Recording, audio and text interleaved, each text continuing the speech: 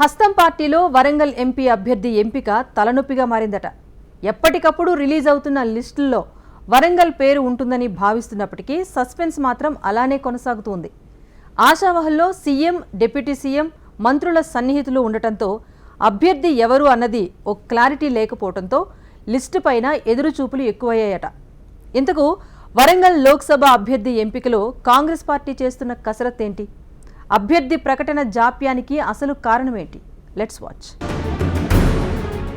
కాంగ్రెస్ వరంగల్ అభ్యర్థిగా రోజుకో పేరు తెరపైకి వస్తోంది. అటు ఆశావాహలతో పాటు ఇటు క్యాడర్లోనూ గందరగోళం నెలకొంది. మంత్రులు, ఎమ్మెల్యేల మధ్య ఏకాభిప్రాయం లేకపోవడంతోనే ఇదంతా జరుగుతోందన్న చర్చ సాగుతోంది. మరోవైపు ఏఐసీసీ కూడా ఆచితూచి అడుగులు వేస్తోందన్న వాదన వినిపిస్తోంది. నిన్నటి వరకు దొమ్మాటి సాంబయ్యకే టికెట్ ఖరారైందన్న ప్రచారం జరగ్గా అనూహ్యంగా సిట్టింగ్ ఎంపీ పసునూరి దయాకర్ పేరు తెరపైకి రావడం చర్చనీయాంశమైంది. వరంగల్ టికెట్ కోసం ఈ నియోజకవర్గం నుంచి దాదాపు 50 మందికి పైగా క్యూ కట్టారట. అయితే అన్ని వడపోతల తర్వాత 4 పేర్లపై ప్రధానంగా చర్చ జరిగినట్టు సమాచారం. బుధవారం సాయంత్రం కాంగ్రెస్ జాబితా విడుదలవగా అందులోనూ వరంగల్ అభ్యర్థి పేరు లేకపోవడంతో వరంగల్ ఎంపీ స్థానంపై మరింత చర్చ ఊపందుకుంది. ఎస్సీ రిజర్వ్డ్ నియోజకవర్గమైన వరంగల్పై హస్తం పార్టీలో అనేక మంది ఆశలు పెట్టుకున్నారట. అత్యధికంగా ఆశావాహులు 42 మందికి పైగా దరఖాస్తు చేసుకున్నారు. దరఖాస్తులను పరిశీలించిన ఏఐసీసీ స్క్రీనింగ్ కమిటీ 3 పేర్లతో జాబితా తయారు చేసి ఏఐసీసీకి నివేదిక పంపించింది. ఈ జాబితాలో గత ఎన్నికల్లో ఎంపీగా పోటీ చేసి ఓటమి పాలైన దొమ్మాటి సాంబయ్యతో పాటు స్టేషన్ గన్పూర్కు చెందిన సింగపురం ఇందిర, నమ్మిండ్ల శ్రీనివాస్ పేర్లు ఉన్నట్టు ప్రచారం జరిగింది. అయితే సీఎం రేవంత్ వరంగల్ టికెట్ను దొమ్మాటి సాంబయ్యకే ఇచ్చేందుకు మొగ్గు చూపుతున్నారని, మొదటి జాబితాలో ఆయన పేరు ఉంటుందని చర్చ జరిగింది.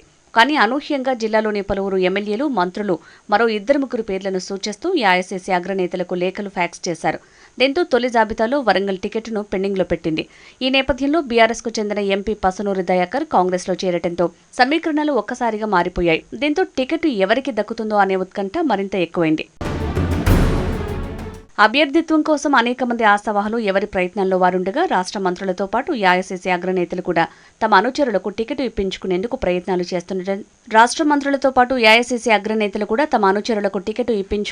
ప్రయత్నాలు చేస్తుండటంతో వరంగల్ టికెట్పై ఎడతెగని ఉత్కంఠ కనిపిస్తోంది. సీఎం రేవంత్ రెడ్డి తనతో పాటు కాంగ్రెస్లో చేరిన దొమ్మాటి సాంబయ్యకు టికెట్ ఇవ్వాలనే పట్టుదలతో ఉన్నారని, కానీ వరంగల్కు చెందిన మంత్రులు, ఎమ్మెల్యేలు తలో పేరు సూచిస్తున్నారని సమాచారం. ఇక మొదటి నుంచి కాంగ్రెస్ టికెట్ను జన్ను పరంజ్యోతికి ఇప్పించేందుకు మంత్రి కొండా సురేఖ ప్రయత్నించినట్టు ప్రచారం జరిగింది. అలాగే మంత్రులు ఉత్తమ్ కుమార్ రెడ్డి, భట్టి విక్రమార్క, కర్ణాటక డిప్యూటీ సీఎం డీకే శివకుమార్ తదితరులు స్టేషన్ గన్పూర్కు చెందిన సింగపురం ఇందిరకు మద్దతుగా నిలిచినట్టు చర్చ జరిగింది. ఎమ్మెల్యేలు కూడా తమకు అనుకూలమైన మరికొందరి పేర్లను సూచించినట్టు సమాచారం. కానీ ఇటీవల పార్టీలో చేరిన సిట్టింగ్ ఎంపీ పసునూరి దయాకర్ తొలుత టికెట్ ఆశించడం లేదని ప్రకటించి ఆ తర్వాత తన మార్కు రాజకీయాలతో పోటీకి సై అంటున్నారు. ఇక దయాకర్కు సీఎంతో సత్సంబంధాలున్న నేపథ్యంలో మంత్రి కొండా సురేఖ కూడా ఆయన వైపు కొంత సానుకూలంగా ఉన్నారని, దీంతో దయాకర్ పేరు ఏఐసీసీ పరిశీలనలో చేరినట్టు ప్రచారం జరుగుతోంది. అయితే క్షేత్రస్థాయిలో దయాకర్కు తన సామాజిక వర్గంలోనే తీవ్ర వ్యతిరేకత ఉన్నట్లు ప్రచారం జరుగుతోంది. వీరితో పాటు రాగమళ్ల పరమేశ్వర్ కూడా తీవ్రంగా ప్రయత్నాలు చేస్తున్నారు. కొందరు ఆశావాహులు ఢిల్లీలోనే మకాం వేసి కాంగ్రెస్ అగ్రనేతల్ని ప్రసన్నం చేసుకునేందుకు ప్రయత్నాలు చేస్తున్నారు. ఇలా వరంగల్ టికెట్కు తీవ్ర పోటీ ఉండటంతో ఏఐసీసీ నేతల ఆదేశాల మేరకు సోషల్ మీడియా టీంతో పాటు సునీల్ కనుగోలు నేతృత్వంలో పలుమార్లు వరంగల్ అభ్యర్థులపై ఫ్లాష్ సర్వేలు చేపట్టారు. సర్వే రిపోర్టులతో పాటు అభ్యర్థుల ఆర్థిక అంగబలంపై అధిష్టానం దృష్టి పెట్టినట్టు ప్రచారం జరుగుతోంది.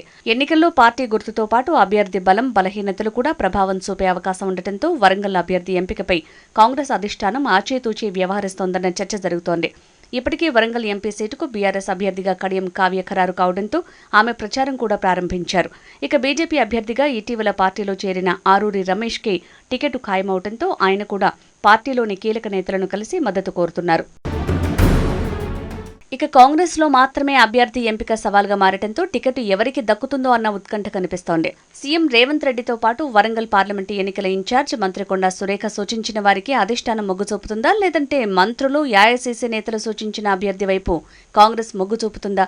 సర్వేల ఆధారంగా గెలుపు అవకాశాలున్న అభ్యర్థిని నిలబెడతారా అన్న చర్చ కాంగ్రెస్ శ్రేణుల్లో జోరందుకుంది.